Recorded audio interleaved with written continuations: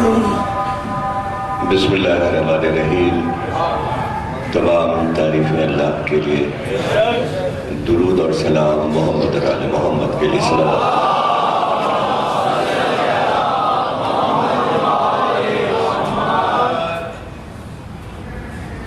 1433 ہجری الوداعی عشرے کی پہلی تقریر آپ حضرات قصر مسید رضویہ سوسائٹی کراچی میں سماعت فرما رہے ہیں۔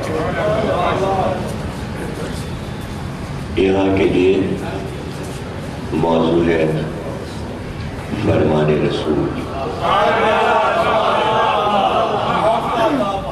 فرمان رسول یعنی جو کچھ سرکار دو عالم نے ارشاد فرمایا وہ ہمارے لیے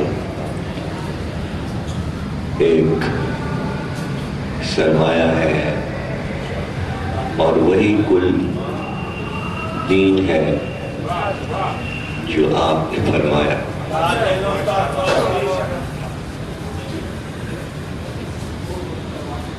ہم یہ جائزہ لیں گے ان تقریروں میں کہ سرکار نے جو کچھ کہا اس کی دو قسمیں ہیں، ایک قرآن ہے اور ایک حدیث ہے۔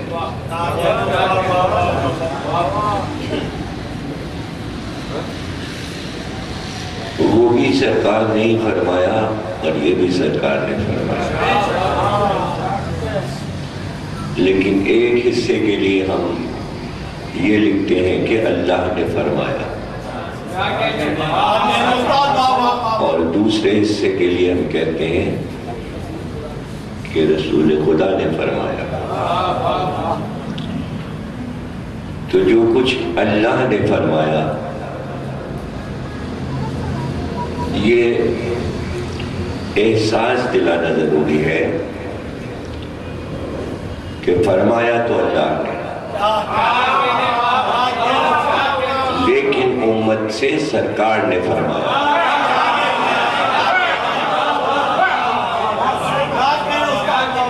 اگر ہم یہ بات نہیں سمجھائیں گے تو لوگ یہ سمجھے بیٹھے ہیں کہ اللہ نے ہم سے فرمایا اور یہ سرکار نے ہم سے فرمایا، تو دونوں کو الگ الگ کر دیا ہے۔ تو یہاں پر پہلے ہمیں یہ سوچنا پڑے گا کہ کیسے یقین کیا امت نے کہ ایک شخص فرما رہا ہے اور جب وہ یہ کہتا ہے کہ یہ تو اللہ نے فرمایا ہے جو میں تم سے کہہ رہا ہوں، اور یہ میں فرما رہا ہوں جو تم سے کہہ رہا ہوں، تو دونوں کو الگ الگ لوگ لکھ رہے تھے، ایک ہی زبان سے دونوں چیزیں ادا ہو رہی تھی۔ تو ایک چیز کو آپ نے اپنے لیے کہا کہ یہ کافی ہے، اور دوسری چیز کے لیے آپ نے کہا کہ ہم نہیں جانتے۔ تو یہ تو بڑی عجیب بات ہے، فرمانے والا ایک ہی ہے۔ تو اس عجوبے پر ہم گفتگو کریں گے۔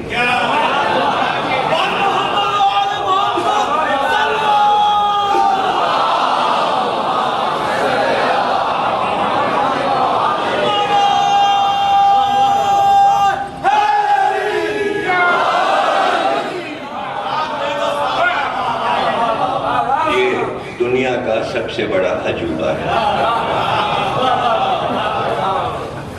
کہ ایک ہی شخص کی دو باتوں میں سے ایک بات کو اپنے اوپر واجب قرار دے لے اور ایک کو کہے کہ یہ سنت ہے۔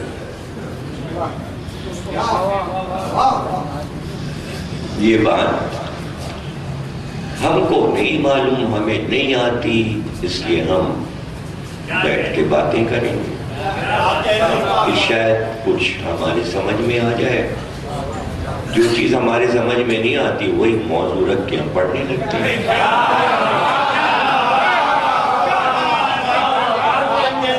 اس لیے کہ تبصرہ کرنے سے طالب علم جو ہے کچھ نہ کچھ پھر اس میں سے اپنی عقل کے مطابق نکال کے فیصلہ کرتا ہے، ہاں بھائی چلو بات کچھ سمجھ میں آئی۔ تو یہ والی بات ہمارے سمجھ میں نہیں آئی ہے تو ہم اس کے بارے میں یہ عشرے میں 8 ربیع الاول تک سوچتے رہیں گے اور بولتے رہیں گے۔ یہ کیسی بات ہے کہ وہ کہہ رہا ہے کہ یہ مجھ پر وحی آئی ہے، اور دوسرے وقت وہ کہہ رہا ہے میں تم سے کہہ رہا ہوں کہ یہ کرو۔ تو کتنے اچھے لوگ تھے کہ دونوں کے فرق پہ یقین کر رہے تھے۔ کہنے والا ایک ہی تھا، نہیں لوگ تو بہت اچھے تھے جو سن رہے تھے۔ میں تو اپنے سرکار کے بارے میں سوچتا ہوں کہ کتنی عظیم بات ہے کہ جس پر جتنا بھی سوچا جائے کم ہے، اور یہاں پر عقل تنگ ہو جاتی ہے۔ ان کی عظمت کو خراج پیش کرنے کے لیے بار بار سلام کرنے کو دل چاہے کہ ایک ہی شخصیت، اور اللہ یہ کہہ رہا ہے کہ تم اپنی پوری زندگی میں کبھی بھی ایسا ہوا ہی نہیں کہ کچھ تم اپنی طرف سے کہہ رہے ہو۔ تم تو بولتے ہی نہیں جب تک تمہیں اذن پروردگار نہ دے دے۔ تو اس کے معنی جو کچھ بول رہا ہے وہ اللہ کہلوا رہا ہے۔ تو طے ہو گیا نا، وہ کلام ہی نہیں کرتا، وہ تو منہ سے کوئی لفظ نہیں نکالتا جب تک اللہ نہ کہہ دے اس سے کہ بولو۔ تو یہ بھی ماننا پڑے گا۔ تو جب یہ ماننا پڑے گا تو ان دو چیزوں کا نام الگ الگ کیسے ہو گیا؟ اس لیے کہ وہ تو جو کچھ بولتا ہے وہ اللہ وہی کرتا ہے تو بولتا ہے۔ تو ایک چیز کا نام قرآن اور دوسری کا نام حدیث کیوں ہو گیا؟ وہ تو بولتا ہی نہیں نا۔ پہلے یہیں پر سمجھ لینا، پہلی تقریر تمید ہو جائے۔ کیا کوئی ایسا لمحہ بھی آتا ہے کہ جب وہ بولتا ہے تو اللہ نہیں کچھ کہلواتا؟ آیت تو قرآن کی ہے، وہ تو کلام ہی نہیں کرتا، وہ تو بولتا ہی نہیں۔ تو آیت میں کیا کہیں یہ لکھا ہے کہ اتنے بج کے اتنے منٹ پہ تو میں کہتا ہوں بولو، اور اتنے بج کے اتنے منٹ پہ وہ خود بولتا ہے؟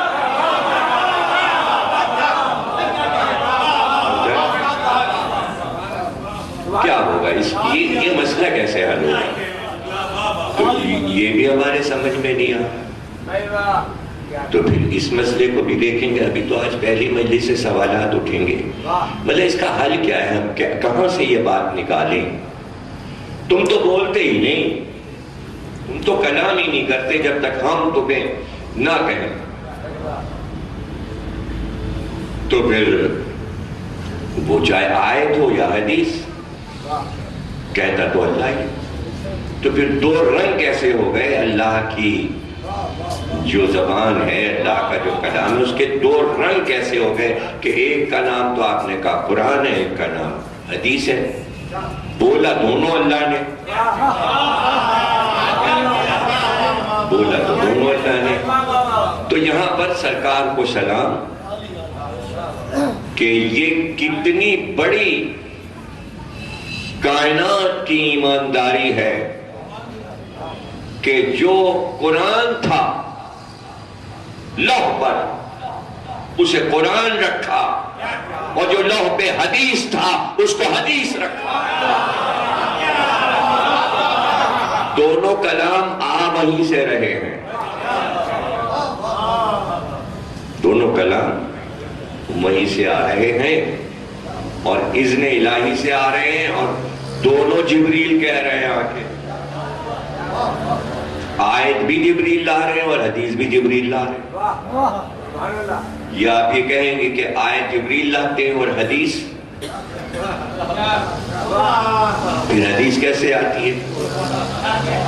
اور اگر آپ کی سمجھ میں نہیں آ رہا تو یہیں سے پھر ہم کچھ سوالات روکتے ہیں اور پھر بات کرتے ہیں کہ کئی مقامات ہمیں ایسے نظر آتے ہیں کہ قرآن نہیں اتر رہا مگر جبریل ہیں۔ یہ اگر آپ کے عقل میں یہ بات نہیں آئی، ہو سکتا ہے ہمارے عقل میں بھی نہ آئے، اس لیے کہ ہم تو بچپن سے یہی سنتے ہیں نا کہ جبریل آیت لے کے آتی ہے، لیکن یہ تو کسی نے کہا کہ جب جبریل حدیث لے کے بھی آتے ہیں، چونکہ کہا نہیں، موضوع نہیں بنا، اس کے ذہن میں نہیں آ رہا ہے،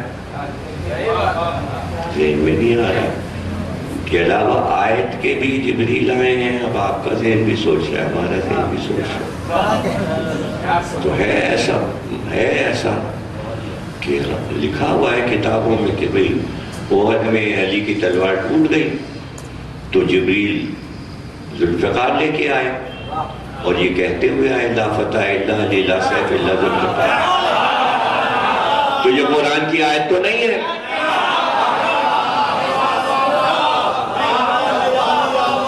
لیکن اللہ کا کلام ہے، اس لیے کہ جبریل لا رہے اور پیغمبر سنا رہے ہیں، اس کو لوگ کہتے ہیں حدیث ہے، حدیث ہے۔ ہم دیکھ رہے ہیں کہ بچے جو ہیں وہ کہہ رہے ہیں رسول اللہ سے کہ ناکہ نہیں ہے، بچے کہہ رہے ہیں کہ کپڑے ہمارے جو ہیں سفید ہیں، اور جبریل پاس ہیں کہہ رہے ہیں بچوں سے کہیے کہ کون سا رنگ چاہیے، تو اب یہ آیت تو نہیں ہے، اب یہ تو حدیث ہے۔ تو جب بھی حدیث بیان کی تب بھی جبریل نظر آئے، لیکن آیت پر ہی کیوں اتنا اصرار ہے کہ جبریل لاتے تھے، حدیث پہ کیوں نہیں اصرار ہے کہ جبریل لاتے ہیں، جبکہ ہر حدیث پہ جبریل بھی موجود ہیں، بلکہ آیات پہ اتنی موجودگی ہمیں جبریل کی ثبوت نہیں ملتے جتنے حدیث پہ ملتے ہیں۔ نہ میرا ہلکا نہیں ہے کہ آیات آ گئی، مورخ یہ نہیں لکھ رہا مفسر کہ جبریل نے لا کے یہ آیت دی، وہی آ گئی، اس لیے کہ چونکہ شروع سے کہہ دیا گیا ہے کہ جبریل لاتے ہیں وہی، تو آپ کے تصور میں کہ یہ بھی جبریل لائے ہوں گے اور یہ بھی جبریل لائے ہوں گے اور یہ بھی جبریل لائے ہوں گے، اس لیے یقین ہے کہ جبریل لائے ہوں گے، لیکن ہر آیت پہ بتایا تو نہیں جا رہا ہے کہ جبریل آئے تھے۔ لیکن کوئی حدیث ایسی نہیں ہے کہ جس میں پیغمبر نے یہ نہ کہا ہو کہ مجھے جبریل نے بتایا۔ اب تو موضوع شروع ہو گیا میرے بھائی، اور اس کو آپ کو ظاہر ہے کہ ایک دم سے شروع ہو گیا، ایک دم سے موضوع شروع ہو گیا، آپ کو پوری چیزیں سب یاد دلائیں گے آپ کو کہ کہاں کوئی حدیث کی کتاب اٹھا لیجئے آپ، چلیے میں مثال دیتا ہوں، ابھی دیکھیے بغیر مثالوں کے تھوڑی بات سمجھ میں آتی ہے۔ امام رضا علیہ السلام سے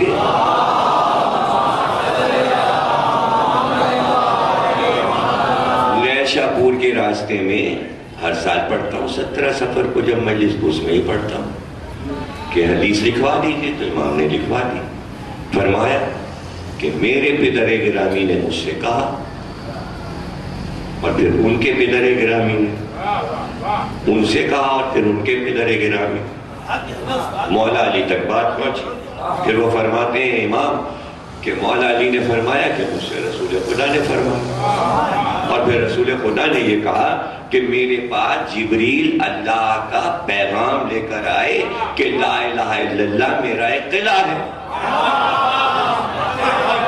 تو کوئی ایسی بھی حدیث ہے کہ جہاں جبریل کا نام نہیں آ رہا، آیت میں نہیں آتا مگر حدیث میں آتا ہے؟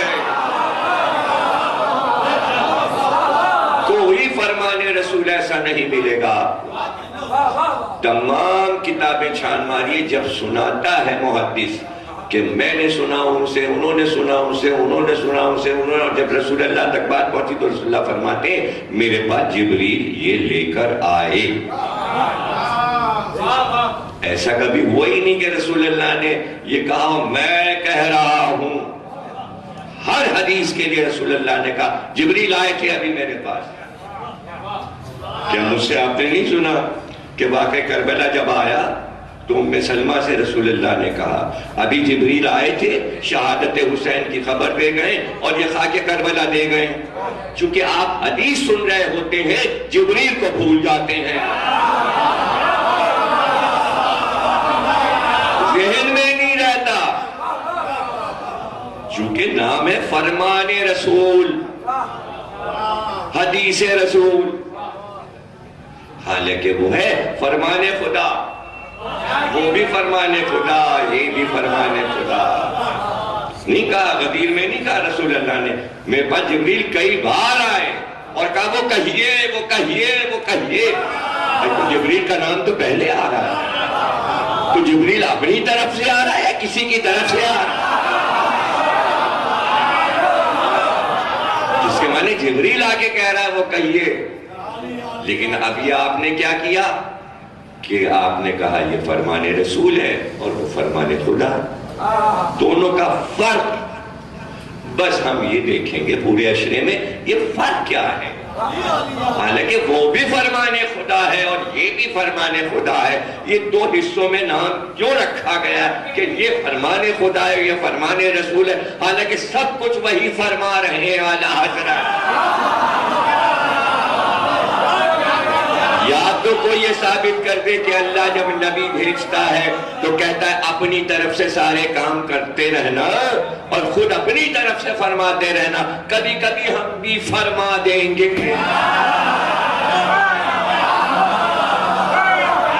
ایسی کوئی حدیث مل جائے، ایسی کوئی انبیاء کے بارے میں خبر مل جائے تو بڑا اچھا، کہ جہاں پر یہ پتہ چل جائے کہ یہاں پہ رسول اللہ خود بول رہے ہیں، یہاں اللہ نہیں بول رہا اور اللہ میسج نہیں بھیج رہا۔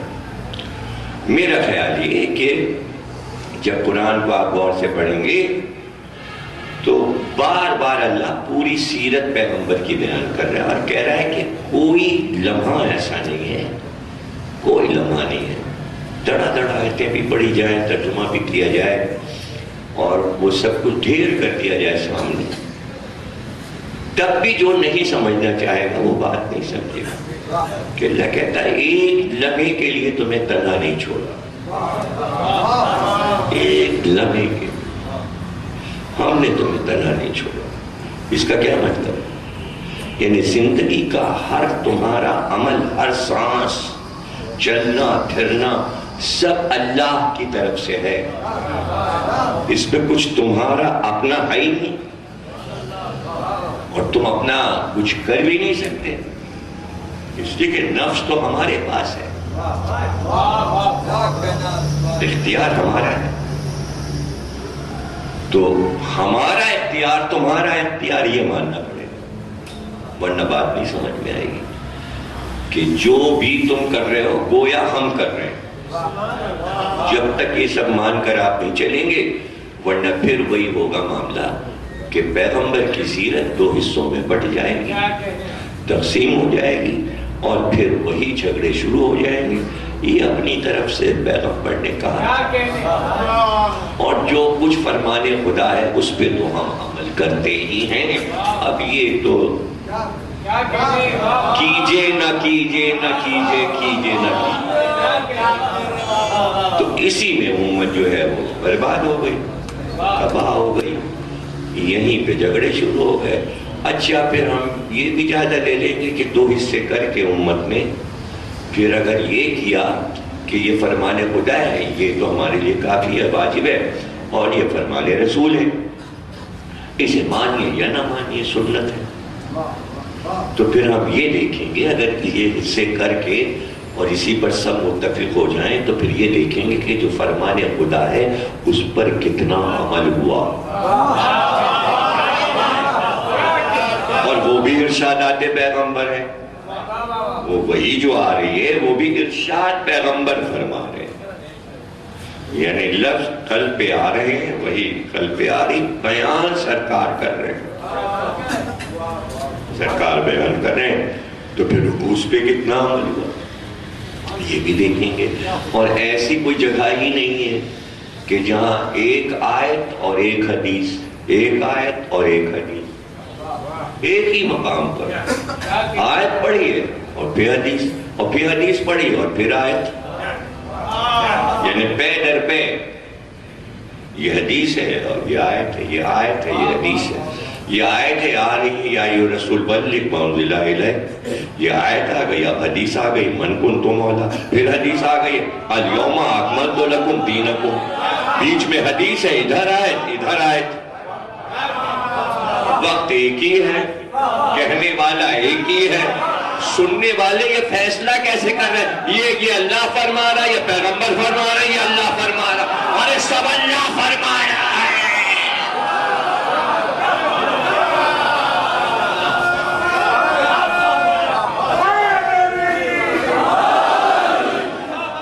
یہ کیسے ہو رہا ہے؟ اللہ کہہ رہا ہے وہ کہہ دو اے رسول، وہ کہہ دو. اب رسول نے کہہ دیا، اب جو کہہ دیا تو کیا اپنی طرف سے کہہ دیا؟ یہ تو سوچ ہے، وہ نازک منظر. اللہ کہہ رہا ہے وہ کہہ دو، کیا کہہ دو؟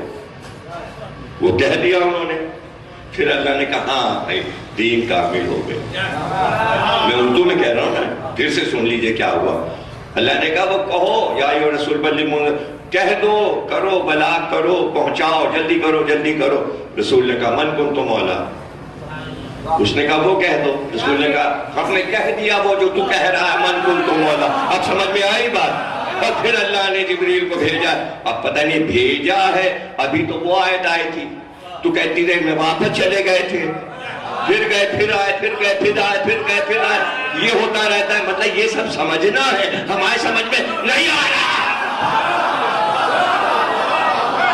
ہمیں کچھ نہیں پتا، ہم سمجھیں گے کہ یعنی ایک بار آئے راستے میں یا ایھا رسول، پھر واپس اڑ کے چلے گئے، کہا چلے گئے، اتنی دیر میں انہوں نے کہہ دیا. جب انہوں نے کہہ دیا تو پھر وہ واپس آئے، کہا الیوم اکملت، بھائی دین کامل ہو گیا، نعمتیں تمام ہو گئی. پھر ٹھہرے رہے کہ پھر چلے گئے. یہ آنا جانا جو لگا ہوا ہے. اب بیچ میں جس وقت وہ چلے گئے تھے کہ وہ کہہ دو، تو جب من کنت مولا کہا جا رہا تھا تو اس وقت جبریل بیچ میں راستے میں تھے یا جا چکے تھے یا پہنچ چکے تھے یا دوسری آیت لے کے آ رہے تھے. یہ سب سمجھ میں نہیں آ رہا. یہی سب تو سمجھیں گے کہ یہ سب کیا ہے معاملہ. یعنی ایک چیز ہوتی ہے سامنے، ایک ہوتا ہے اس کے پس منظر میں. پس منظر یعنی پیچھے، وہ پیچھے جو کچھ ہوتا ہے یہ بتائیے وہ معلوم ہوتا ہے کہ نہیں؟ اب یہ علم ہے، سامنے ہے، یہ ہے پٹکا ہے پنجہ. کوئی ایسا بھی آدمی ہے جو علم کو جانتا ہے، یہ نہیں جانتا اس کے پس منظر میں کیا ہے؟ کسی سے بھی پوچھئے اس علم کے پیچھے کیا ہے؟ یہ عباس ہے، واقعہ ہے کربلا کا، فرات پہ پانی لے جانا ہے، علمدار. یہ جلدی سے شروع ہو جائیں گے نا. ابھی تو من کنت مولا باکیلے سامنے، من کنت مولا علی ہاتھ پہ اس کے پیچھے ہے. ابھی اس کے پیچھے جبریل آ رہے ہیں، جا رہے ہیں، وہ کیا کہہ رہا ہے، یہ کیا کہہ رہے ہیں، کب ٹھہرے، کب گئے، کیسے ہوا، یہ سب کیا ہو رہا تھا اس کے پیچھے. وہی تو سمجھنا ہے. جب یہ سب ہمیں نہیں معلوم تو کیا ہم سمجھیں نا؟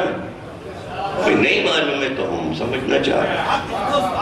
اب یہ کہ کہیں لکھا ہے، کتاب میں لکھا ہے، اگر لکھا تھا لوگوں نے بتایا کیوں نہیں؟ اور اگر نہیں لکھا ہے تو کیا سوچا جا سکتا ہے، تجزیہ کیا جا سکتا ہے کیسے یہ سب کچھ ہوتا تھا، کیا ہو جاتا تھا، کیسے ہوتا تھا؟ رات کو آ رہا ہے فرشتہ، کپڑے لا رہا ہے، صبح بچے سو کے اٹھ رہے ہیں، پھر فرشتہ آ رہا ہے، پھر بچے نانا کے پاس جا رہے ہیں، پھر فرشتہ آ رہا ہے، پھر جنت کا پانی لا رہا ہے، پھر کپڑے رنگے جا رہے ہیں، پھر فرشتہ واپس چلا گیا ہے، بچے کہہ رہے ناکا بنیے، جب ناکا بنے تو الف ہو کہا، پھر فرشتہ آیا کہا ابھی نہ کہیے گا۔ یعنی یہ ہوتا کیا ہے؟ جاتا ہے اور آتا ہے یا ٹھہرا رہتا ہے اور ملک سے اللہ کا کوئی رابطہ رہتا ہے؟ یا ہٹائیے ملک کو، بات کیجئے کیا نبی اور اللہ کا اپنا کوئی رابطہ ہے کیا نہیں؟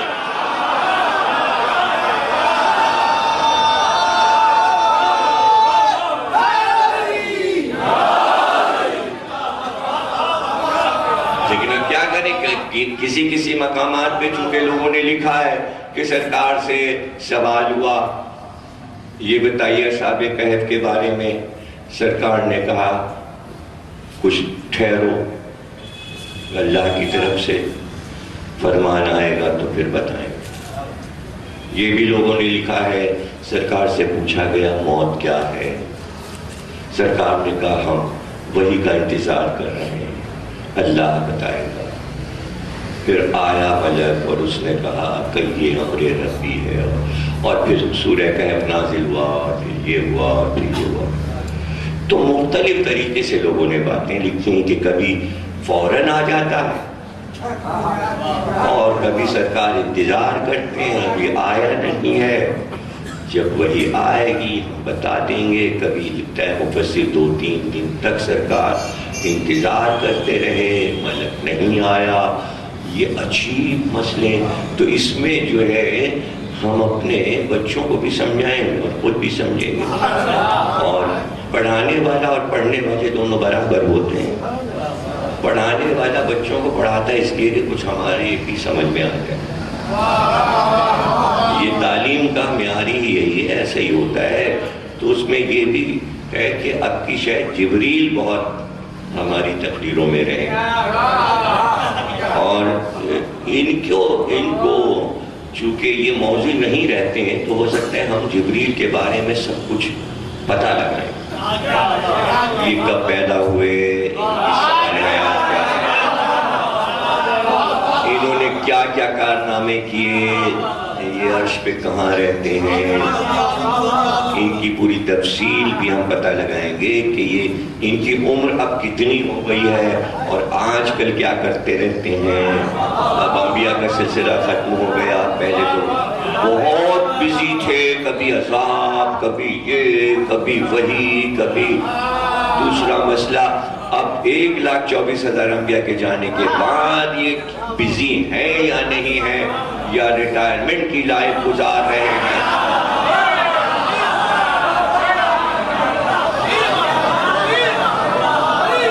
اور یہ بھی ہے کہ آج بھی یہ لکھا ہوا ہے کتابوں میں کہ فرشتوں پہ ایمان رکھنا واجب ہے، ورنہ کافر ہو جائیں گے۔ تو ہمارا ایمان جبریل امی پر ہے۔ تو ان کو بھی دیکھنا ہے کہ آدم سے پہلے سے یہ موجود ہیں، ہر دور انہوں نے دیکھا ہے، سرکار کو سب کچھ انہوں نے بتایا ہے۔ یہ بھی دیکھنا ہے کہ سرکار کے واپس جانے کے بعد پھر یہ زمین پہ آئے کہ نہیں آئے، اس لیے کہ لوگوں نے یہ بھی لکھ دیا کہ وحی کا سلسلہ ختم ہو گیا سرکار کے بعد۔ اور جب وحی کا سلسلہ ختم ہو گیا سرکار کے بعد تو کیا جبریل کو اجازت تھی زمین پہ قدم رکھنے کی یا نہیں، یا موقوف ہو گیا کہ خبردار اب مت جانا، وحی ختم ہو گئی ہے اس لیے اب تم زمین کا رخ نہ کرنا، اور پھر اس کے بعد وہ نہیں اترے، اس لیے کہ وحی تو وحی نہیں، ان کا تو کام ہی تھا انبیاء پہ وحی لانا۔ جب سرکار چلے گئے اور ختم نبوت تو پھر جبریل چپ بیٹھ گئے، آسمان پہ بیٹھ گئے، کہاں بیٹھ گئے، ان کا اصل مقام کیا ہے، کہاں رہنے لگے؟ پہلے تو پھر یہ تھا آنا جانا لگا ہوا تھا، تو ٹھہرنا تو تھا ہی نہیں، اور اب وہی نہیں ہے تو پھر ٹھہر گئے، رک گئے، تو کہاں رہتے ہیں، کیا کرتے رہتے ہیں؟ ظاہر ہے کہ فرشتے تو ہر وقت عبادت کرتے رہتے ہیں، تو جبریل امی اب عبادت کر رہے ہوں گے، اس لیے کہ اب وحی کا سلسلہ تو ختم ہو گیا۔ لیکن پھر ہم یہ بھی پوچھیں گے جبریل سے کہ تم جب وحی کے بعد اب کچھ بھی نہیں کرتے، وحی نہیں لاتے، تو پھر اب تم عبادت کرتے ہو، تو ہم تم سے یہ بھی پوچھیں گے جب تم 24 گھنٹے دوڑتے رہتے تھے زمین سے آسمان کی طرف، تو اس وقت کیا عبادتیں چھوڑ دیتے تھے؟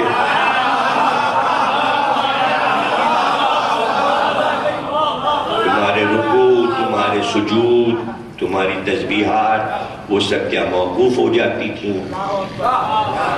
تم اطاعت الہی بالکل توجہ نہیں دیتے تھے، اس لیے کہ تمہاری ڈیوٹی لگی ہوئی تھی، جاؤ آؤ آؤ جاؤ آؤ جاؤ۔ تو ہو سکتا ہے کہ آنے جانے میں کم از کم ورد تسبیح کا تو ہو ہی سکتا ہے، ظاہر آنے جانے میں رکوع و سجدہ تو نہیں ہو سکتا تھا، اس لیے کہ آ رہے ہیں اور جا رہے ہیں، آ رہے ہیں اور جا رہے ہیں، تو آتے جاتے میں تسبیح کرتے رہتے ہوں گے۔ یا ایسا تو نہیں ہے کہ یہ کام جو اللہ جبریل کو دے رہا ہے یہی اطاعت الہی ہے، یہی عبادت الہی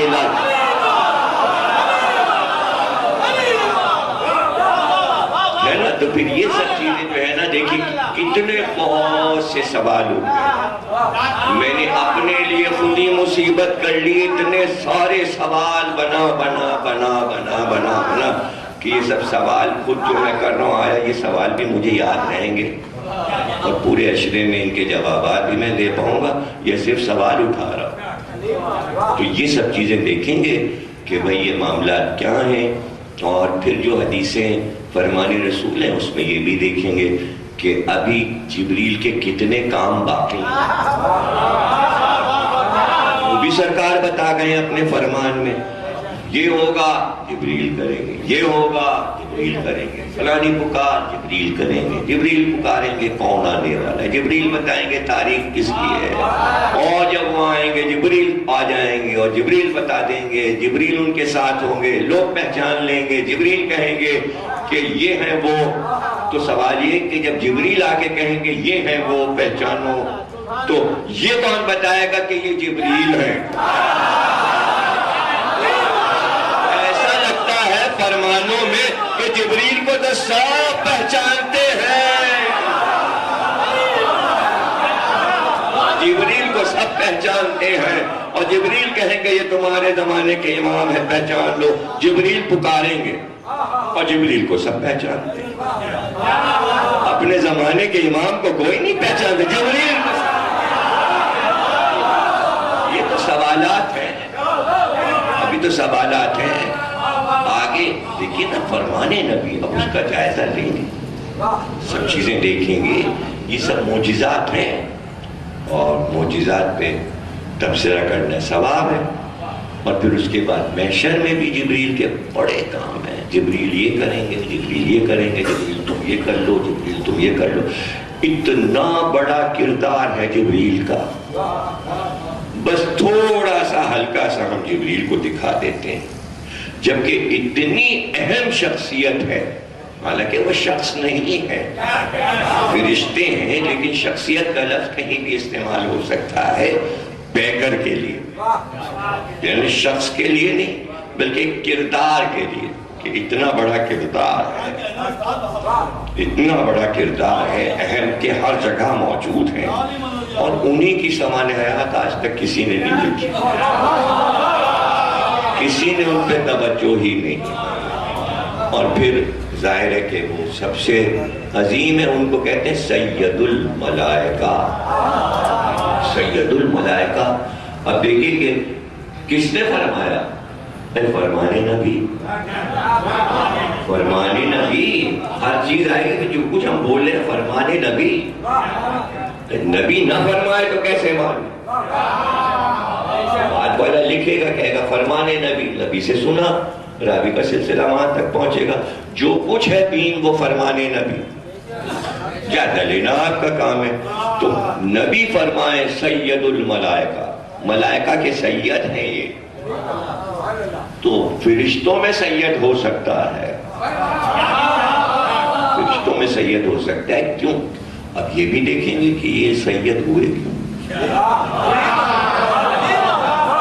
بات پر ان کو سید بنا دیا گیا، اور فرمانے والے رسول، ظاہر بنایا اللہ نے سید ہوگا، فرمایا نبی نے،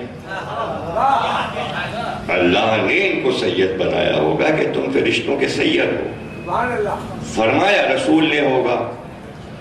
تو یہ بات سمجھ میں نہیں آتی کہ ایک فرشتہ صرف آئے جائے پر سید ہو جائے، اور ایک بچہ علی کی گود میں پلے عباس اور وہ سید نہ ہو۔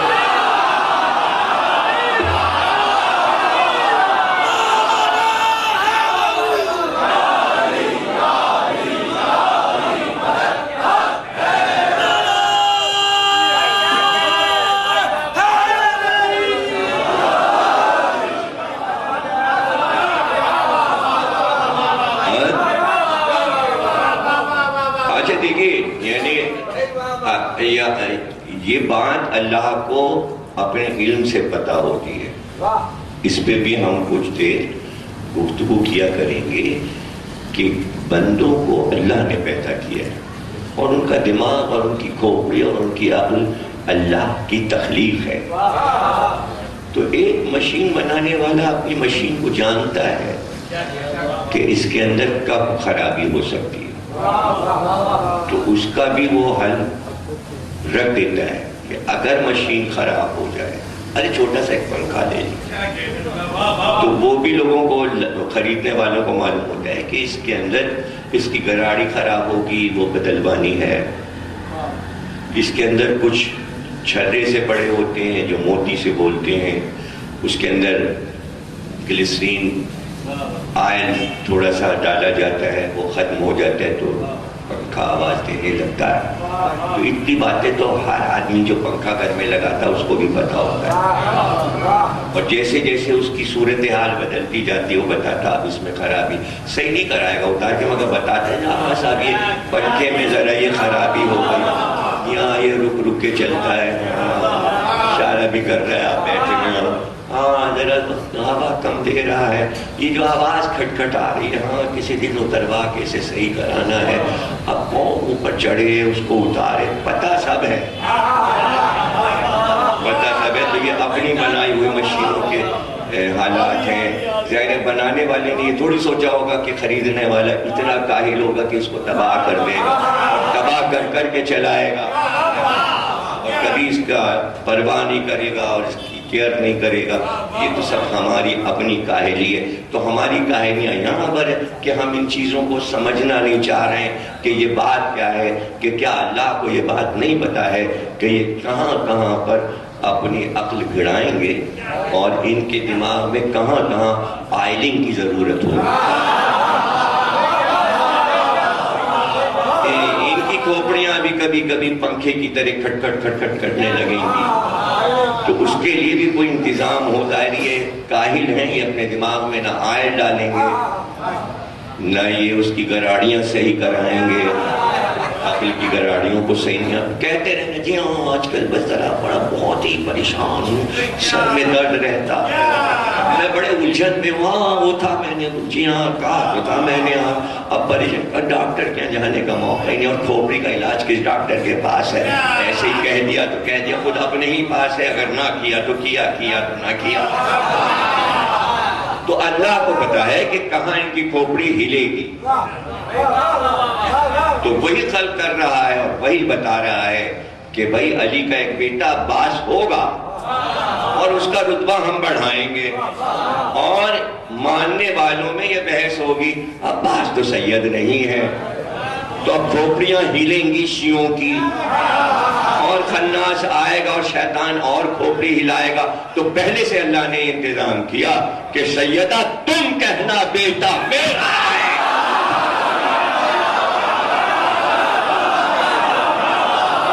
اس لیے کہ یہ بھی کہیں گے کہ سید سیدہ سے ہوتا ہے، اس لیے تم پہلے کہہ دینا عباس میرا بیٹا۔ اب آپ بھی نہ مانے کوئی تو پھر اس کی کھوپڑی کا کیا علاج ہے؟ ہمارے پاس تو نہیں آتا، پھر تو اس کی کھوپڑی پھر چکی۔ اور دیکھیے فرمانے سیدہ پر عراق کے لوگ عمل کرتے ہیں، تو روزے میں ماتم کرنے والے وہ ماتم میں یہ کہتے ہیں، جب ماتم کرتے ہیں کہتے ہیں یا سیدی یا سیدی یا اے عباس اے سید اے عباس ابن زہرا یا عباس یا سیدی یا عباس ابن زہرا یا عباس یعنی دلیل سے ماتم کر کے سید کہہ رہے ہیں. اور یہاں دیکھیے کہ عراق کا ماتم بھی نہیں سنا اور ٹی وی پہ کہا گیا نہیں سید نہیں ہے کہنے والے. اب ان کا احترام یعنی عباس کا احترام نہیں ہے, یہ بھی ایک ہلی ہوئی کھوپڑی ہوتی ہے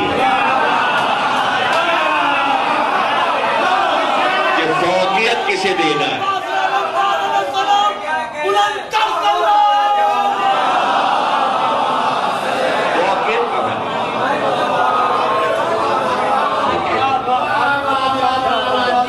آپ ذرا غور کیجیے بھائی, منصبوں پر ہے, عہدوں پر ہے, الہی عہدے اللہ کی طرف سے مقرر ہے. اسلامی سپہ سالاری اور اسلامی علمداری فرمان رسول سے ہوئی. فرمان رسول یعنی فرمان خدا سے. تو کوئی ثابت کر دے کہ جو اسلامی لشکر ہے اللہ کا لشکر ہے, جو اللہ کے لیے لڑ رہا ہے, تو اس کا جو علمدار بنے گا وہ نبی اپنی طرف سے نہیں بنائے گا. تو جب وہ یہ کہے گا کہ لشکر کا علمدار یہ ہے تو یہ فرمان رسول ہے, تو وہ اپنی طرف سے نہیں کہہ رہا, اللہ کہہ رہا. اسی پہ ہم گفتگو کریں گے. ہر جگہ ہم آپ کو فرمان رسول سنائیں گے اور پھر ہم کہیں گے وہ خود نہیں کہہ رہا, وہ کہہ رہا,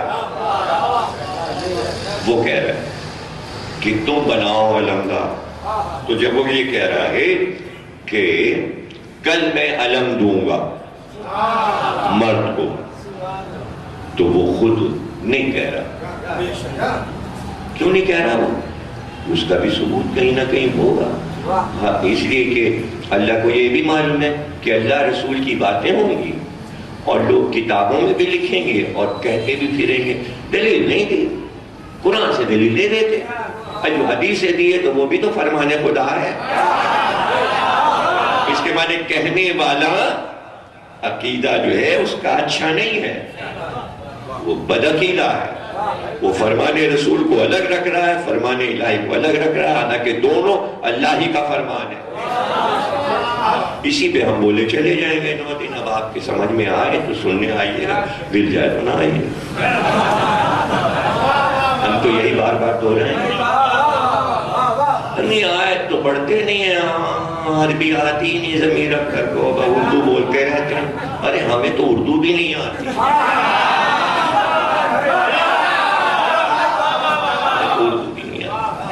اردو میں بھی ہم لفظ ڈھونڈ رہے ہوتے ہیں. اب کیا بولیں, کیونکہ ہم سے اچھے اچھے اردو نہ بیٹھے ہوئے ہیں, اب کیا بولیں. اب یہ کہ عربی نہ بیٹھے ہوتے تو ہمارے بھی بول رہے ہوتے, اور نہ بھی بولیں تو کیا. بھی کل گجرانوالہ میں مجلس پڑھنے گیا تو وہاں سعودی عرب کے اخبار کے ایڈیٹر آئے ہوئے تھے, تو کارڈ واٹ لٹکائے ہوئے تھے. تو عربی ٹی وی کے بھی وہ کچھ تھے ٹائپ, کہنے لگے کہ میں نے آپ کی ایک اشرہ لے گیا تھا میں یہاں سے, تو وہ میں اپنے شیخ صاحب جو ہمارے مالک, تو وہ بھی بیٹھے ہوئے تھے, تو وہ شکن اور وہ تراش آپ کا اشرہ سن رہا تھا. تو شیخ صاحب دیکھتے رہے, میں سن رہا تھا. تو کہنے لگے ان کا جو بولنے کا انداز ہے وہ ہمیں بڑا مزہ آ رہا ہے. وہ زبان تو ان کی اردو نہیں شیخ صاحب کے سمجھ میں, کہنے لگے بولنے پر ہی مزہ آ رہا ہے, لیکن اب ہمیں عربی میں ترجمہ کر کے سناؤ. تو کہتے ہیں میں نے جتنی تقریر چلی تھی آپ کی کچھ شکن والی, وہ شیخ صاحب کو عربی میں سنائی کہ یہ کہاں انہوں نے. تو شیخ صاحب کہنے لگے ہم لوگ خامخواہ انہیں کافر کہتے ہیں, یہ تو سب مسلمانوں والی باتیں کر رہے ہیں.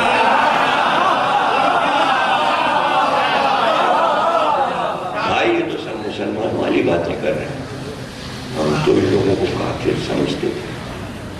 چلیے یہ تو ہے نا کہ بھئی آپ کی ان مجلسوں سے شیخ حضرات کو پتہ چل جائے گا کہ یہ کافر نہیں ہے, تو کچھ تو مجلسوں کا فائدہ ہوا.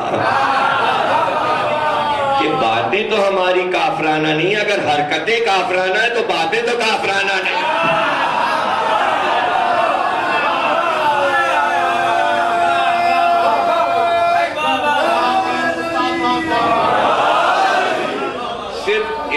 تقریر لے لیجئے مثلاً آج کی اور لگا کے گنیے کہ اللہ کا نام کتنی بار آیا، تو شروع سے آخر تک سارے الفاظ گن ڈالیے۔ اب تو کمپیوٹر سے آسانی ہے کہ سارے لفظ الگ الگ کمپیوٹر کو بھی بتا دے گا، فلاں لفظ اتنی بار، فلاں لفظ اتنی بار۔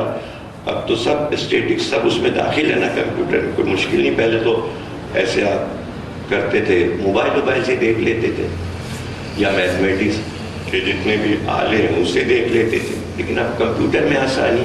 تو سب سے زیادہ جو لفظ آج کی تقریر میں استعمال ہوا خدا اللہ، خدا اللہ، خدا اللہ، فرمانے خدا، فرمانے خدا۔ تو بار بار خدا کہنے پہ کوئی کیسے کافر کہے گا؟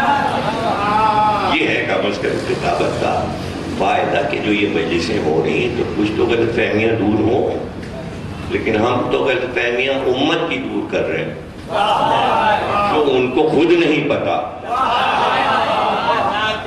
یہ بتانا ضروری کہ آپ کو کچھ پتا ہی نہیں ہے، آپ آنکھیں بند کر کے راستے پہ چل رہے ہیں، نہ آپ نے ادھر دیکھا نہ ادھر۔ تو ہم چاہتے ہیں کہ آنکھیں بند رہیں مگر دل کی آنکھیں کھلی رہیں۔ اگر یہ آنکھیں نہ کھل پائیں تو کوئی بات نہیں، لیکن دل کی آنکھیں کھل جائیں۔ یہ مجالس دل کی آنکھیں کھول دیتی ہیں۔ تو اب سرکار کہہ رہے ہیں کل علم دیں گے، تمید تھی نا یہ، سرکار کہہ رہے ہیں ہم کل علم دیں گے مرد کو۔ تو آپ کہیں گے دلیل تو دی نہیں کہ یہ اللہ فرما رہا ہے۔ میں کہہ رہا ہوں اللہ فرما رہا ہے، اس لیے کہ قرآن میں ایک آیت ہے کہ اے پیغمبر جب بھی کچھ کہو تو انشاءاللہ کہہ دیا کرو، انشاءاللہ کہا کرو۔ اب سرکار کہہ رہے ہیں کل علم دیں گے، اور یہ بھی منع ہے رات کی بات میں ضرور انشاءاللہ کہو۔ رات میں اگر کل کا ارادہ کر رہے ہو تو لوگوں کی عادت ہوتی جیسے کہ بھئی کل ہمیں جانا ہے انشاءاللہ، اگر آپ نہ کہیں گے تو سامنے والا کہہ دے گا تو نے نہیں کہا لے میں نے کہہ دیا، تو بھول گیا تو میں نے کہہ دیا کل میں جاؤں گا، کہ ہاں انشاءاللہ۔ وہ زیادہ مطلب اللہ سے قریب ہے کہ تمہیں اللہ کی باتیں یاد نہیں رہتی۔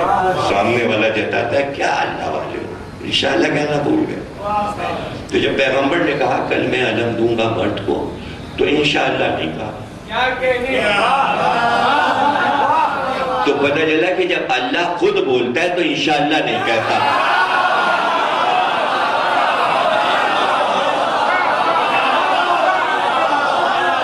وہ خود بول رہا ہے نا، خود بول رہا ہے۔ لیکن سوال اگر اللہ یہ کہہ بھی رہا ہے کہ پیغمبر کوئی بات کرو تو انشاءاللہ کہہ دیا کرو، تو پیغمبر تو ہر بات اللہ ہی کی بولتا ہے، پھر اللہ ہی کیوں کہہ رہا ہے؟ کیا کوئی پیغمبر اپنی طرف سے کچھ بولے گا جو انشاءاللہ کہے گا؟ نہیں، یہ آیت پیغمبر کے لیے نہیں آئی ہے۔ امت سے کہہ دیجئے جب کوئی کام کیا کرے تو انشاءاللہ کہہ دیا کرے، آپ کے لیے نہیں ہے، اس لیے کہ آپ تو جو کچھ بولتے ہیں وہ اللہ بولتا ہے، اس میں انشاءاللہ کی کیا کرو۔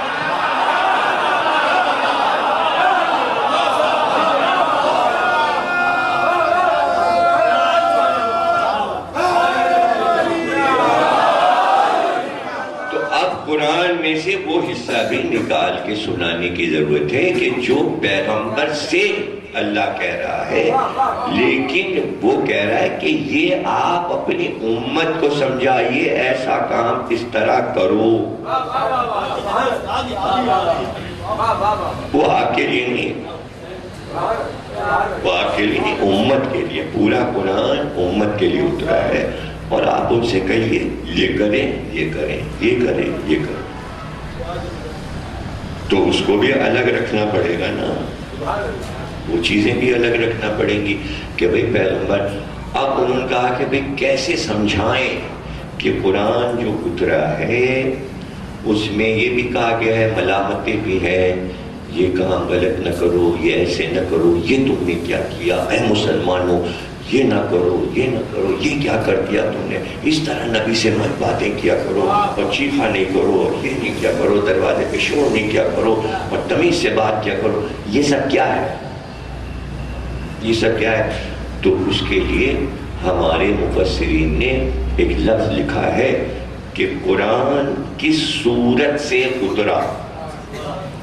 یعنی کس انداز سے اترا، کیا انداز رکھا گیا.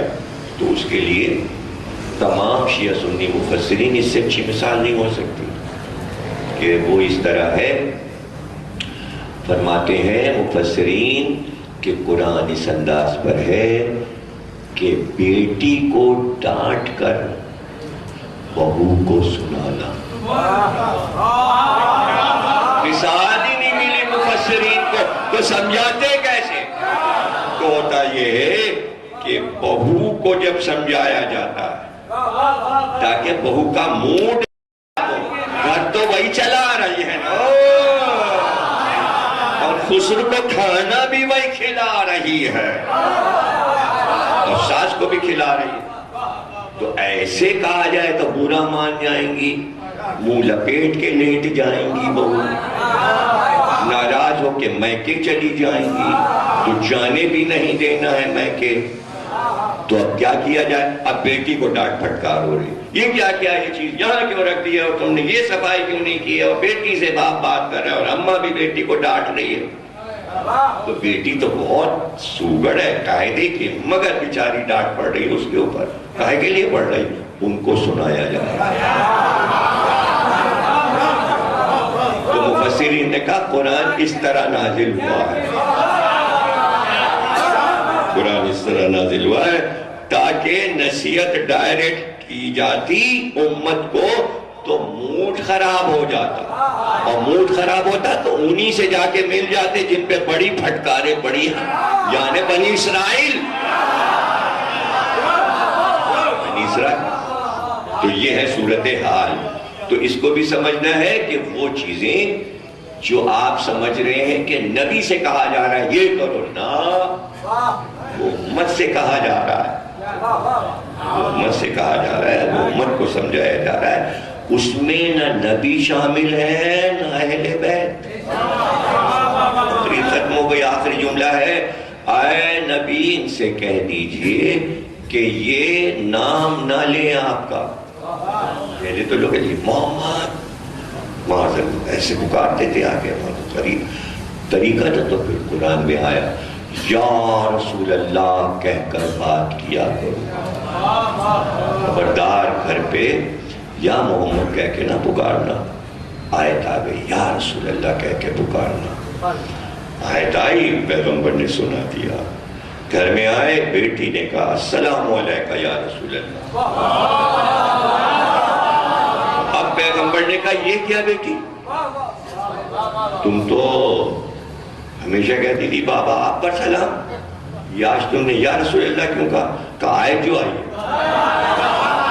کہا آیت امت کے لیے آئی ہے، تم سلام اسی طرح کرو، السلام علیکہ یا ابتا، اے بابا آپ پر سلام ہو.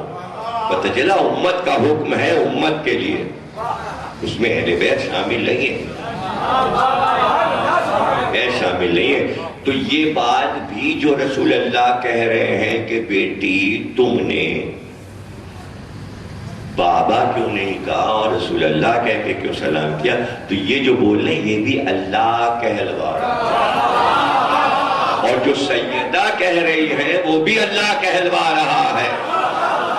اس لیے کہ سورہ دہر میں اللہ نے کہا اے اہل بیت تم تو وہ کام ہی نہیں کرتے جو اللہ نہیں چاہتا، جب اللہ چاہتا ہے تو تم وہ کام کرتے ہو. تو اہل بیت بھی اس سے الگ نہیں ہے دائرے سے کہ نبی جو بھی بولے گا فرمانے خدا، تو اہل بیت بھی جو عمل کریں گے فرمانے خدا. اس پہ ہم گفتگو کریں گے، اسے سمجھائیں گے کہ ایسا نہیں ہو سکتا کہ اپنی طرف سے کریں. تو اس میں حیرانی نہ ہو کہ حسین کربلا جا رہے ہیں تو اپنی طرف سے نہیں جا رہے، چاہا ہے خدا نے. اس لیے بار بار جب کوئی پوچھتا ہے کیوں جا رہے ہیں آپ، تو کہتے ہیں اللہ نے چاہا. پڑھ ڈالی ساری کتابیں، 2 لاکھ کتابیں پڑھ ڈالی، اس میں یہی جملہ ملے گا. تو لوگوں نے کہا تو پھر عورتوں کو کیوں لے جا رہے ہیں؟ تو پھر کہا چاہا ہے اللہ نے چاہا ہے کہ یہ بھی جائیں. تو فرمانے خدا ہے اور فرمانے رسول بتا گئے رسول اللہ یہ ہوگا. تو امام حسین بار بار فرما رہے ہیں کہ اللہ نے ایسا چاہا ہے، اللہ چاہتا ہے۔ اب اللہ چاہتا ہے وہ سب کچھ سامنے آ گیا کہ کیوں؟ تو جو کچھ اللہ نے چاہا وہ ہوا۔ اب اللہ نے، ابھی میں نے آپ کو مثال دے دی کہ کب کھوپڑی گھومتی ہے انسان کی تو اللہ کے علم میں ہوتا ہے۔ تو اب جو آپ یہ کہیں کہ اللہ نے چاہا تو لوگ بات پکڑتے ہیں، پھر وہی عقل کا پھیر ہو جاتا ہے، ارے ہاں جب اللہ نے خود ہی چاہا تو واقع کربلا ہو گیا۔ لیکن عقل اپنی جو ہے اس کو جگائے رکھیے کہ کہیں کی بات کہیں نہ جوڑیے، صحیح سمت میں چلیے۔ یعنی اللہ کو علم ہے کہ ان ذوات مقدسہ کے ساتھ امت کیا کیا کرے گی، تو جو کرنے والی ہے، جو برائی کرنے والی، اس کا علم اللہ کو ہے۔ تو جب اللہ کو علم ہے تو وہ اپنے بندوں سے کہتا ہے کہ تم یہ بتاؤ کہ جو یہ کرنے والے ہیں ان کو فنا کر دوں یا تم یہ واقعہ ان کا جو ہے جھیل لو گے؟ تو جب یہ کہتے ہیں جھیل لیں گے تو اللہ کہتا ہے پھر جاؤ۔ تو اس کو حسین کہہ رہے ہیں اللہ نے چاہا۔ ابھی سب نہیں سمجھے، ابھی سب نہیں سمجھے، ابھی نہیں سمجھے، ابھی نہیں سمجھے، اس لیے کہ میں 10 دن سمجھاؤں گا۔ یہ تو مصائب میں ہے نا، اب یہ دوسرا رخ ہے، یہ بھی سمجھاؤں گا، پھر سے سمجھ لیجیے اسے۔ اللہ کو یہ علم ہے کہ کمینے لوگ ہمارے انبیاء کے ساتھ کیا کریں گے۔ صحیح طریقے سے سمجھیے، اللہ کو علم ہے کہ ہمارا نبی جائے گا، کمینے لوگ پتھر ماریں گے۔ کمینے میں جو حضرت نوح کو پتھر ماریں گے یا شریف لوگ ہیں؟ اللہ شریفوں کو بھی پہچانتا ہے، کمینوں کو بھی پہچانتا ہے۔ اس کو پتا ہے کہ جب نوح جائیں گے، تبلیغ کریں گے تو پتھر مارے جائیں گے، اللہ کو معلوم ہے۔ اب اللہ نوح سے پوچھتا ہے کیا تم جاؤ گے، لا الہ کہو گے، یہ مردود تمہیں پتھر ماریں گے، اب تم بتاؤ پتھر کھانا چاہتے ہو یا بچنا چاہتے ہو کہ یہ میں ان سب کو پتھر اٹھانے سے پہلے ان کے ہاتھ توڑ لوں؟ تو نبی کہے گا کہ نہیں، مار دیں جی پتھر ان کو، میں تو لا الہ کہوں۔ تو اللہ کہتا ہے جاؤ تم اپنا کام کرو، جاؤ پھر تم اپنا کام کرو۔ اب نوح آئے، لوگوں نے پتھر مارا، لوگوں نے پوچھا حضرت نوح آپ یہ پتھر کیوں کھا رہے ہیں؟ تو نوح نے کہا اللہ نے چاہا۔ ابھی بھی نہیں سمجھا، کوئی بھی نہیں سمجھا، میں پھر سمجھاؤں گا، دیر ہو جائے گی، تقریر ختم ہو گئی، پونے 10 بجے بیٹھا تھا، 11:15 ہو گیا، 1 گھنٹہ ہو گیا، آپ بات ہی نہیں سمجھ رہے ہیں، مسائل کیسے پڑھو؟ پھر سے سمجھیے، تقریر لمبی ہو جائے گی۔ پہلی تقریر میں نہیں چاہ رہا تھا لمبی ہو، لیکن آپ لوگ نہیں سمجھ رہے ہیں بات، پھر سے سمجھیے بات، پھر سمجھیے۔ جب تک سب نہیں بولیں گے میں سمجھوں گا کوئی نہیں سمجھا، آدمی پہ بولنے سے کچھ نہیں ہوتا۔ بات کو سمجھیں، جب تک یہ بات نہیں سمجھیں گے، یہ تو موضوع ہے 10 دن کا، تو پھر آپ سمجھیں گے، جب پہلے دن نہیں سمجھیں گے تو 10 دن کیا؟ پھر سے سمجھیے، انبیاء کے ساتھ جو انسان برائی کرنے والے اس کو اللہ سے سب پتہ ہے یا نہیں پتہ؟ جو کچھ دنیا میں ہوگا آئندہ وہ سب اللہ کو پتہ ہے۔ تو جتنے کافر ہوں گے اور وہ مسلمان نہیں ہوں گے اور انبیاء کو پریشان کریں گے، اللہ کو یہ بات معلوم، تو وہ انبیاء سے پوچھتا ہے کہ تمہارے اوپر یہ الغار ہوگی، مارا جائے گا، پریشان کریں گے، ایمان نہیں لائیں گے، بے انتہا پریشان کریں گے تم کو، تو تم کیا چاہتے ہو؟ برداشت کرنا چاہتے ہو ان کی حرکتوں کو یا میں راستہ بدل دوں؟ جیسے ہی تم پہنچو سب لا الہ کہہ لیں اور ایک پتھر تمہارے اوپر نہ پڑے، تم کیا چاہتے ہو؟ تو نبی کہتا ہے نہیں، ان کو جو کچھ کرنا ہے کرنے دے، جو تو نے میرے سپرد کام کیا وہ میں کروں۔ تو پہلے نبی کی روح اسے منظور کرتی ہے کہ نہیں میں ڈروں گا تھوڑی، میں تو تیرا نمائندہ ہوں۔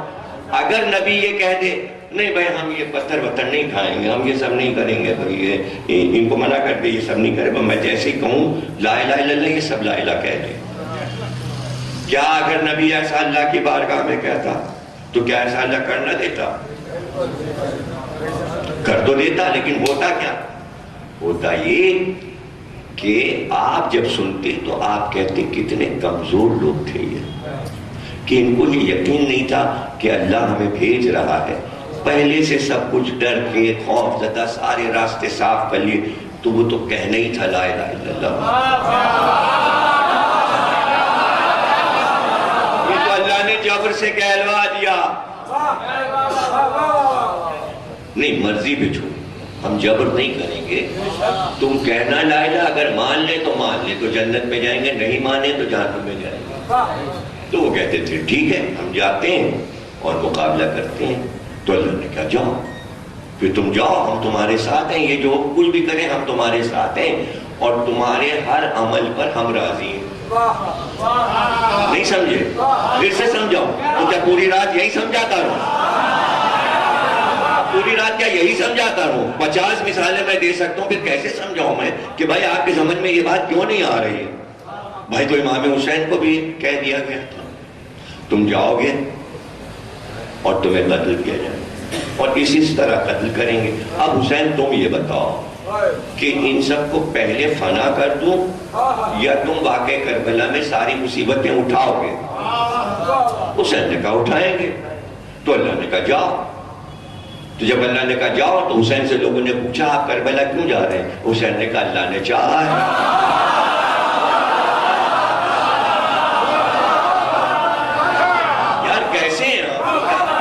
ناظم صاحب کا ڈرائیور ہاتھ اٹھا کے ساتھ دے رہا ہے، جو اہل سنت ہے، آپ لوگ شیعہ ہو یا کیا، کہاں سے آ گئے، قادیانی تو نہیں ہو آپ لوگ؟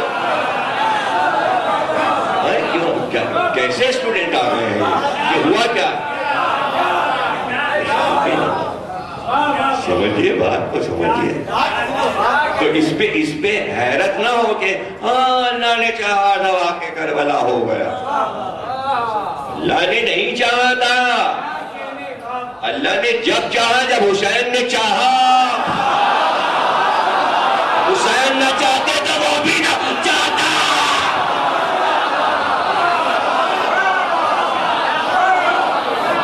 اب سن لو، فرمان حسین فرمان خدا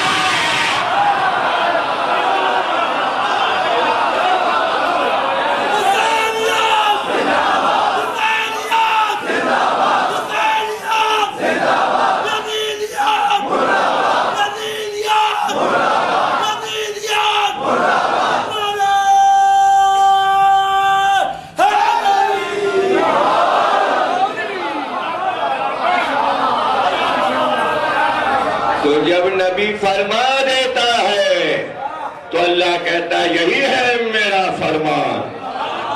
پہلے نبی فرماتا ہے تب اللہ کہتا ہے یہ میرا فرمان ہے۔ آپ کو غلط فہمی ہے کہ اللہ پہلے فرماتا ہے تو نبی فرماتا ہے۔ سمجھ میں آ جائے گا 8-9 دن میں، سمجھ میں آ جائے گا۔ اور ان تقریروں کا فائدہ سن لیجئے کہ اب ایسے آلے ایجاد ہو چکے کہ اس تقریر کو آج کی آن لائن میں پورا ورلڈ سن رہا ہے، سب بیٹھے ہوئے ہیں ماشاءاللہ سن رہے ہیں، ہر ملک میں سنی جا رہی ہے، امریکہ میں، آسٹریلیا میں، انڈیا میں، چونکہ ابھی ابھی لکھنؤ سے ہو گیا ہے، وہاں کے لوگ بھی ماشاءاللہ سب بیٹھے ہوئے ہیں، چیٹنگ بھی ہو رہی ہے، اپنے اپنے سب ڈسکس بھی کر رہے ہیں، بیٹھے ہوئے سن رہے ہیں۔ یہ ان کے بھائی زیران کے فیضی ابھی لندن گئے، آگے بیٹھتے تھے، پانی پلایا کرتے تھے، وہ چلے گئے تو اب کوئی پانی بھی نہیں پلا، وہ بیٹھے لندن میں تقریر سن رہے ہیں ماشاءاللہ، اللہ ان کو خوش رکھے اور سلامت رکھے، میں بیوی بچے کے۔ تو یہ سب جو لوگ باہر گئے ہیں ہمارے بچے، انگلینڈ، امریکہ، سب کا دل یہیں لگا رہتا ہے انہیں اشکوں میں، چونکہ عادت ہے یہاں آنے کی، تو سب جگہ آپ دیکھے بھی جا رہے ہیں کیمرے سے، سب کے چہرے بھی دیکھے جا رہے ہیں ماشاءاللہ۔ اور رمضان سے اب تک ساری تقریریں آن لائن جا رہی ہیں کمپیوٹر پہ، تمام مجلس سے، رمضان سے شروع ہوا تھا سلسلہ، اور آج تک یعنی لکھنؤ کی مجلسیں بھی آن لائن آئیں، سیالکوٹ کی پرسوں 3 مجلسیں وہ بھی آن لائن آئیں، اور چکوال ڈڈیال کا شراپورہ پہلی سفر وہ بھی آن لائن آیا، پہلے 3 عشرے پہلی محرم سے جو ہوئے وہ بھی آن لائن گئے، اور یہ ایک ایسا سلسلہ ہے کہ ثواب کے ساتھ شامل ہو جاتے ہیں۔ تو یہی چیزیں جب باہر کے لوگ دیکھتے ہیں تو وہ ایک ایسی چپ ہوتی ہے پروگرام میں کہ وہ ڈالا تو وہ اس کو انگلش میں سن رہے ہوتے ہیں یا جرمن میں سن رہے ہوتے ہیں یا ڈچ میں سن رہے ہوتے ہیں، تو اب یہ آسانی ہو گئی کہ اردو کی تقریر دنیا کا ہر آدمی سن لیتا ہے۔ آج سے کوئی 10 برس پہلے، میرے خیال میں 2002 میں نے اسی قسم سے میں ایک موضوع پڑھا تھا، باد رسول، سیڑھیاں ملتی ہیں کمپیوٹر پہ بھی، ویب سائٹ پہ وہ اشرا پڑا ہوا ہے۔ تو میرا خیال یہ کہ امریکنز بہت زیادہ ان مجالس کو سن رہے ہیں اور ریسرچ کر رہے ہیں۔ تو ایک خاتون جو کہ بہت بڑی نیو یارک ٹائمز کی بہت بڑی صحافی ہیں، تو وہ دیکھیے فرمان صاحب، چونکہ فرمان موضوع ہے، فرمان کی طرف سے پانی آ گیا۔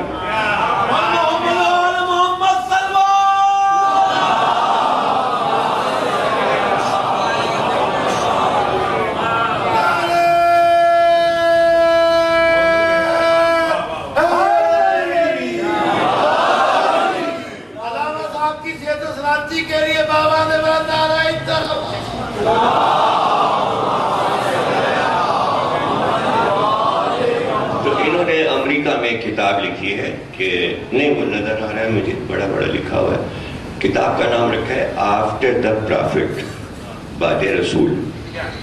تو جب یہ پڑھی گئی تو پتہ چلا کہ پورا عشرہ ہے ان کی نظر میں ہے خاتون کی، اور ان کا نام ہے لیزلی ہیڈلسن، اور یہ 10 برس تو رہی ہیں یہاں آپ کے سعودیہ اور دبئی، ابوظہبی، یہاں کے اخباروں میں کام کیا ہے، اور اب ان کی کتاب ہے یہ آفٹر دا پرافٹ۔ اس کے بعد لکھتی ہیں کہ اس کے بعد شیعہ سنی کیسے بنی، تو 2 راستے انہوں نے دکھائے ہیں، ادھر ایک جا رہا ہے اور ایک ادھر جا رہا ہے، یہ 2 راستے۔ یہ آفٹر پرافٹ کیا ہوا، ایسے ایسے حوالے اور ایسی ایسی باتیں اور جو انہوں نے ڈسکس کیا ہے تمام والدین کتابوں کے، اور حیرت ہوتی ہے کہ کس طرح اسلام کو سمجھا جا رہا ہے۔ تو اس کو بھی ہم ڈسکس کریں گے کہ آفٹر پیغمبر، چونکہ یہ موضوع میں نے اس لیے نہیں رکھا کہ میں پڑھ چکا ہوں اس پر، اور لیکن اس کتاب پر ہم ڈسکس کریں گے۔ یہ کتاب اس وقت امریکہ میں اس قدر بک رہی ہے اور پڑھی جا رہی ہے، اور اس کو لوگ سمجھنا چاہ رہے ہیں اسلام کو اس روشنی میں کہ یہ بعد پیغمبر کیا ہوا۔ تو ہم اسی لیے اس موضوع پہ کہ بعد پیغمبر اب آج ہمیں کس طرح اسلام کی فلسفی کو اچھے ماحول میں سمجھنا ہے کہ جس میں آپ یہ نہ کہیں کہ بھائی کوئی جھگڑے بات ہوئی یا کوئی مناظرہ یا کوئی کسی کو برا بھلا، یہ میرے یہاں موضوع نہیں ہے۔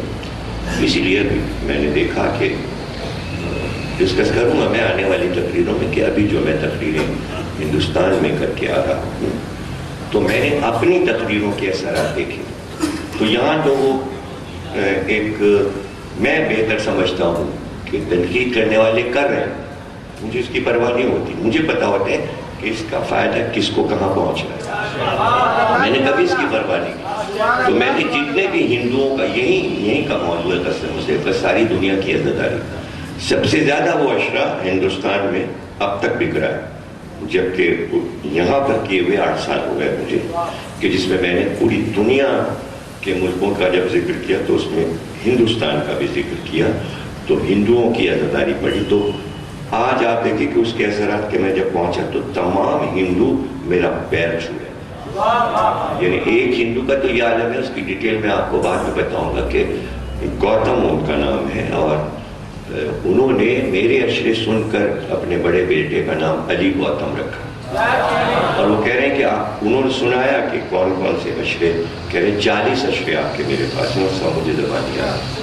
اور ان کا جملہ یہ تھا، سن رہے ہوں گے وہ بیٹھے ہوئے، گوتم صاحب آن لائن ہوں گے، کہ وہ کہہ رہے ہیں کہ بھگوان اور بھگوان کے بعد آپ. میں نے پوچھا بھائی بھگوان کے بعد میں کیوں؟ تو انہوں نے کہا جو شان آپ نے مولا کی سنائی ہے میں نے کسی سے نہیں سنا. ایسی شان مولا کی سناتے ہیں کہ ہم مولا کے قائل ہو گئے. ایسی شان آپ نے مولا کی.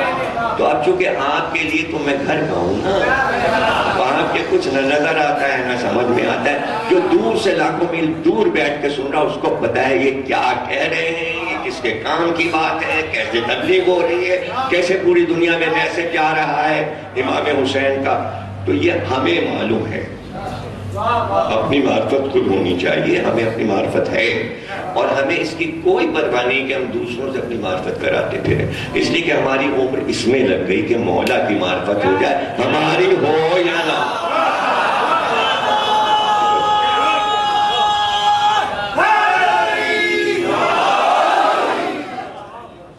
تو یہ سب آپ کو چیزیں بتائیں گے کہ اثرات، یہ بھی تو آپ کو پتا ہو کہ صرف قصر مسیب میں آگے بیٹھ نہیں گئے اور 2012 یہ 11واں سال یہاں کے اشرے کو ہو گیا. تو یہ خالی وقت نہیں ضائع ہو رہا، سردی ہو یا گرمی، بلکہ اس کے اثرات ورلڈ میں کیا جا رہے، اس کے فائدے لوگوں کو کیا پہنچے،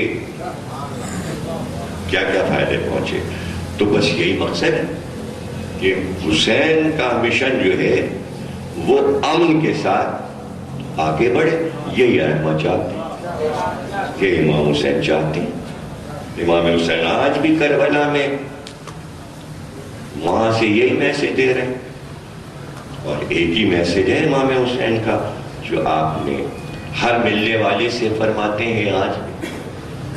جس سے بھی مولا کی ملاقات ہوتی ہے، خواب میں آئیں یا سامنے آ جائیں، اور پوچھنے والا پوچھتے ہیں مولا ہم کیا کریں. کوئی ایسا راوی نہیں ہے جو امام حسین سے ملا ہو شہادت کے بعد خواب میں یا سامنے یا روضے میں، اور اس نے یہ نہ پوچھا مولا ہمارے لیے کچھ آپ کا فرمان ہے.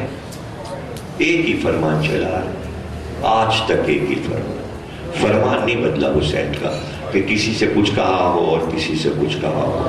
ایک ہی فرمان، ہماری عزاداری کرو اور ہم پر گریہ کیا. بس ہم کو ایک چیز پسند ہے کہ ہمارے مصائب سن کر آنسو بہاؤ، رو. بس ہم یہ چاہتے ہیں، رو. اور اگر کسی نے کبھی پوچھ لیا کہ مولا آپ کو گریہ کیوں پسند ہے، تو فرماتے ہیں تمہارے آنسو ہمارے زخموں کا مرہم ہے، ہمارے زخموں کا مرہم. اور اس کے ساتھ تیسرا فرمان حسین، جب کبھی ٹھنڈا پانی پیو. اور یہ عجیب بات ہے کہ یہ ارشاد کہاں پر کیا امام حسین، اور کہاں پر چاہنے والوں کو کہاں پہ یاد کیا. وہ موقع بڑا جی، اے میرے چاہنے والوں کاش تم ہوتے اور دیکھتے کہ میں کس طرح اپنے بچے علی اصغر کے لیے پانی مانگ رہا، مگر اشقیاء نے میرے بچے کو پانی نہیں دیا. اور دوسرا فرمان جناب سید سجاد سے، اے میرے لال قید خانہ شام سے چھوٹ کر جب مدینے جانا تو میرے چاہنے والوں کو میرا سلام کہنا، اور کہنا کہ جب کبھی ٹھنڈا پانی تو حسین کی پیاس یاد کرے. بارلا اس عبادت کو قبول فرما، ہمیں کوئی مطلب نہ سوا بہت کے محمد. ہمیں جو بیمار ہیں ان کو شفا، جو مر گئے اعلیٰ علین میں ان کے مرتبوں کو بلند فرما، جو اولاد نرینہ نہیں رکھتے انہیں اولاد نرینہ عطا فرما. باپ کے محمد اور آل محمد پروردگار جنت البقیع کو تعمیر فرما، مصیبتوں اور بلاؤں سے چاہنے والوں کو دور فرما، پروردگار پاکستان کی حفاظت فرما کہ محمد تمام مسلمانوں میں اتحاد قرار دے باقی بانیہ مجلس کو، بانیان مجلس کو خیر و برکت عطا فرما، ان کے مرحومین کو اعلی دین میں بلند مرتبہ عطا فرما، امام زمانہ کا ظہور فرما اور تاجیل